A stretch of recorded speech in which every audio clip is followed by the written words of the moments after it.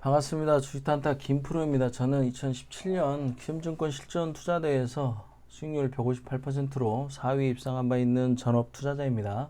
자, 이번 영상은 테마주 단타 매매에 대해서 설명을 드리는 방송입니다. 자, 지난주에 이슈가 됐던 종목들부터 한번 보겠습니다. 먼저 국일재지는 지난주에도 이제 세력 물량이 없다. 한번 차익 실현이 이제 다 나왔다.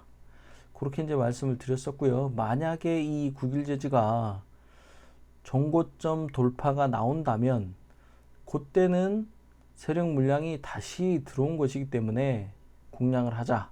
그렇게 이제 말씀드렸었죠. 예. 자, 지금 이런 그 횡보 구간, 이런 횡보 구간은 세력이 매집을 하는지 안 하는지 그거는 우리가 알 수 있는 방법이 없는 거예요. 왜냐하면 이 도지봉이라는 것 자체가 뭐예요? 매수를 하려는 세력의 힘과 매도를 하려는 세력의 힘이 균형을 잃었을 때 이런 도지봉이 나타나는 거예요. 예. 따라서 이거는 뭐 매수의 힘이 더 크게 들어왔다. 이렇게 이제 볼 수가 없는 거죠. 예. 그렇기 때문에 우리가 이제 세력의 움직임이 들어왔다, 세력 물량이 들어왔다, 이렇게 판단할 수 있는 근거는 정고점 돌파가 나와야 된다는 거죠. 예, 강한 양봉이 만들어졌을 때, 그때는 세력 물량을 근거로 해서 단타 매매를 다시 할 수가 있겠죠. 그러니까 정고점 이게 뚫어줘야 돼요. 이 종목을 다시 하려면. 그 전까지는 이런 구간에서는 세력 물량이 뭐 들어왔다고 볼 수 있는 근거가 없기 때문에 한 방에 또 음봉이 나올 수도 있는 거예요. 예, 악재나 뭐 이런 게 터지면 바로 음봉이 강하게 나올 수 있습니다. 왜? 세력 물량이 없잖아요. 그러면 투매가 나올 때 지지를 해주는 세력의 물량이 없기 때문에 음봉이 나오면 강하게 투매가 나와버릴 수 있어요. 그런 한 방을 우리가 피하기 위해서 이런 애매한 구간에서는 안 하는 거예요. 뭐 더 갈 거다, 떨어질 거다, 그걸 누가 알 수 있겠어요. 그건 아무도 모르는 거예요. 세력이 아닌 이상 알 수가 없는 거죠. 그런 그 반반의 확률, 알 수 없는 그런 확률에서는 배팅을 굳이 안 해도 되는 겁니다. 아시겠죠? 자, 그 다음 XINC. 이 종목도 이제 그래핀 테마인데 문제는 대장주가 아니라는 거죠. 예, 국일재지가 대장인데 세력이 한번 털어 못 꽂고, 그리고 이제 지금 지지부진한 흐름을 보여주다 보니 이 종목도 그 흐름을 같이 이제 따라갈 수밖에 없는 그런 모습인 겁니다. 이게 이제 테마의 대장주가 아닌 뭐 부대장주나 2, 3등주의 태생적 한계인 거예요. 그래서 이제 항상 우리가 테마를 공략을 할 때는 대장주 위주로 매매를 해야 되는 이유가 바로 이제 이런 이유 때문에 그런 겁니다. 이 종목은 아직도 세력이 아직 물려 있다, 세력의 물량이 남아 있다라고 판단을 하는데, 지난주 이제 방송에서 제가 이제 그렇게 말씀드렸죠. 예, 세력이 물량 정리하는 패턴 중에 하나, 또 개인의 투매 물량을 정리하는 패턴 중에 하나, 요게 장 초반에 삽시간에 끌어올리고 그리고 물량 정리하는 흐름이 나올 거다. 그렇게 이제 말씀을 드렸었죠. 예, 그게 이제 이런 흐름이에요. 이런 흐름. 빠르게 올려놓고 털어먹고, 그죠? 그 다음날 또다시 빠르게 올리고 고점에서 또 물량 정리를 하는 거죠. 예, 요런 게 이제 세력이 물렸을 때 장 초반에 물량 처리하는 패턴이에요. 예, 그래서 이제 이 종목을 아직 갖고 계신 분이라면은 미리 이제 걸어놓는 거죠.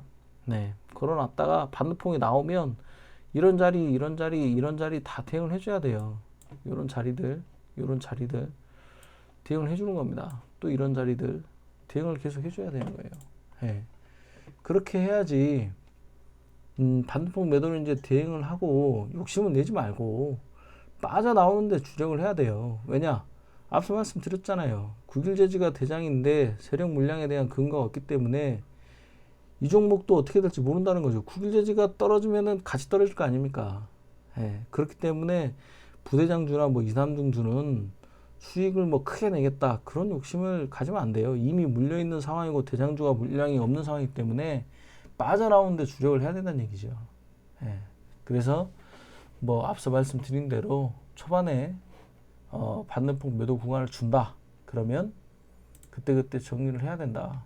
저도 이제 그런 식으로 물량 정리를 계속 했어요. 저점 오면 추매하고 반등폭 나오면 팔고, 그거를 지금 계속 반복을 해서 물량 정리가 저는 거의 끝났고, 이제 한 20% 정도 최종 물량 이제 조금 들고 있어요. 20%도 안 되는 것 같아요. 맞아요. 이제 정리를 할 겁니다. 예, 이런 식이에요. 매매일지를 잠깐 볼까요? 볼게요. 그죠? 예, 이런 식이에요. 여기서 한번 숙실을 하고, 그리고 제가 요때 들어갔다 그랬었죠. 요때. 예, 단일가 기간에 세력 물량이 요때 이제 물려 있는 거니까 들어갔다가 반등폭 나오면 팔고, 또 저점 오면 계속 사는 거예요. 저점 오면 샀다가 저점 오면 사는 거죠. 그러다가 이제 반등폭 나오면 팔고, 요거는 일부 물량 손절한 겁니다. 예, 그리고 나서 반등폭 구간에 팔고, 또 저점 오면 샀다가 반등폭 나오면 팔고, 반등폭 나오면 팔고, 이런 식으로 이제 하다 보면은 어떻게 되겠어요? 예? 이런 식으로 하다 보면은 평단이 계속 내려가겠죠. 그죠? 그러니까 반등폭 매도 구간에서는 팔 때 일부 물량 손실이 나요. 손절을 하겠죠. 조금씩. 그죠? 그러면 어쨌든 물량은 줄어든 거기 때문에 그 상태에서 저점에서 추매를 하게 되면은 평단이 확 내려가겠죠.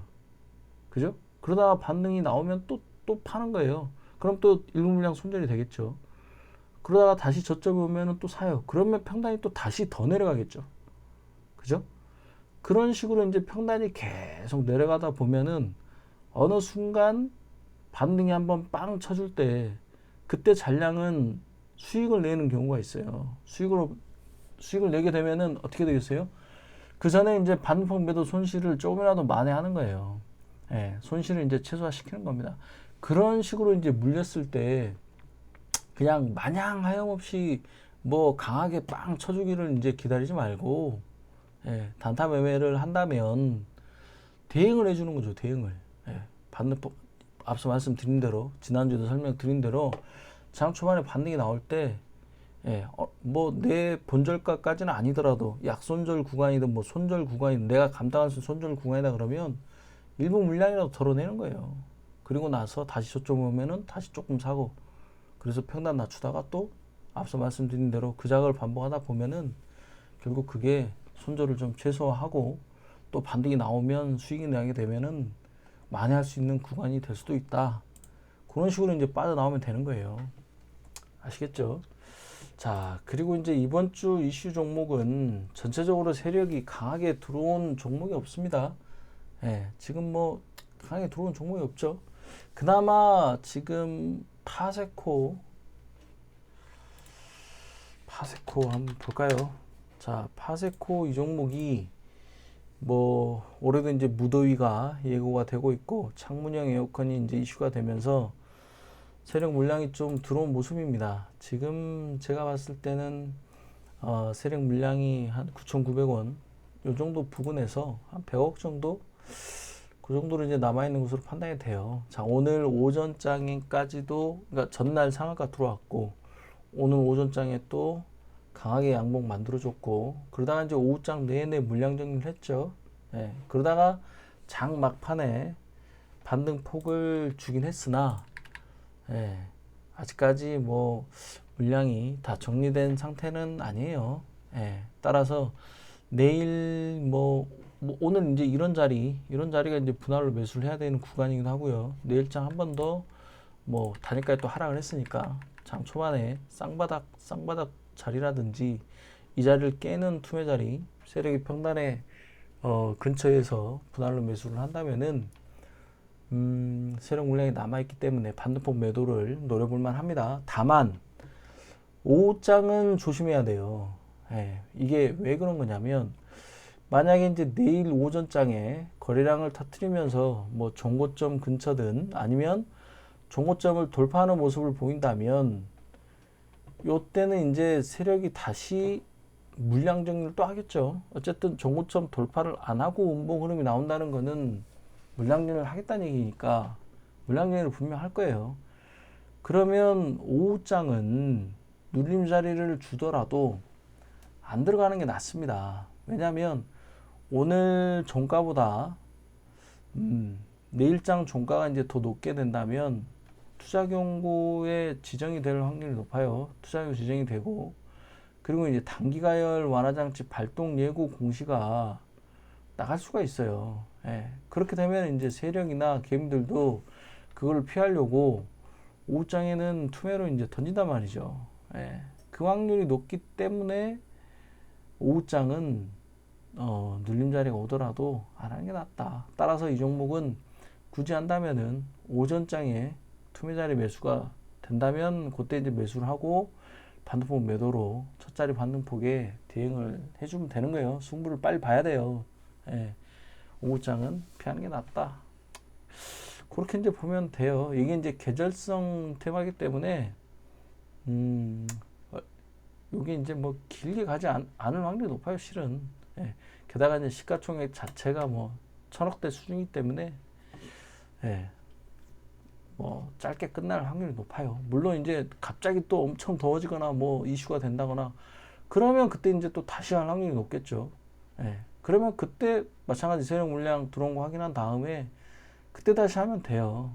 예. 단타는 어디까지나 단타이기 때문에 어떤 그 근거가 되는 구간에서만 매매를 하면 돼요. 그리고 셈코 이 종목은 어느 시점부터 세력 물량이 개입이 됐는지는 알 수가 없어요. 예, 저는 이제 오늘 이 종목을 이제 확인을 한 거기 때문에 이전에 뭐 어느 자리부터 작업을 해가지고 이만큼 왔는지는 잘 모르겠어요. 다만 오늘 세력 물량이 들어왔어요. 오늘 일단 대량 거래가 터졌으니까 뭐 40억, 30억 이렇게 거래량 터졌을 때는 저는 이런 종목 쳐다도 안 봐요. 오늘 이렇게 이제 거래량이 한번 빵 터졌기 때문에 이제서야 이제 걸려들어서 이제 보는 거죠. 예. 다만 이 구간에서는 이제 알 수가 없고 오늘 이 구간에서는 세력 물량이 들어왔고 12,000원 초반 부근에서 한 80억 이상 이 정도로 추정을 합니다. 다만 단기가열 완화 장치가 이제 발동이 됐기 때문에 뭐 내일부터 네, 오늘 이제 상한가 실패했죠. 그러면 이제 단일가 빠졌고 내일장이나 그 다음에 이제 뭐 모레까지는 투매가 좀 나올 확률이 높아요. 예, 그러면 분할로 매수를 한다면 해제일 날 수익을 줄 확률이 높습니다. 당장 뭐 내일장 초반 예, 또 그 초반에 투매 자리를 깨는 또 투매가 나온다. 그럴 때 이제 분할로 매수를 하는 거예요. 분할로 매수했다가 반등폭이 나오면은 바로 수익 매도를 해도 되고 아니면 뭐 특별한 악재나 뭐 이런 게 없으면 예, 해제일 날 그때 3일차나 해제일 날 그때 매도를 해도 될 것 같습니다. 수익을 줄 확률이 높아요. 예. 자, 이 정도로 설명을 드릴게요. 예, 블로그의 매매 일지는 장이 하락장세라 뭐 많지가 않습니다. 제가 이제 시장 분석 영상에서도 말씀드렸다시피 반등폭 매도가 나온 그 다음에 이제 다시 음봉이 나올 때는 굳이 매매를 할 필요가 없어요. 예, 매매일지가 많지 않아요. 어쨌든 올리고 있으니까 참조하시기 바랍니다. 자, 오늘도 도움되셨다면은 유튜브 구독 신청, 좋아요, 댓글 부탁드립니다. 자, 다음 주 수요일 아침 7시에 뵙겠습니다. 감사합니다.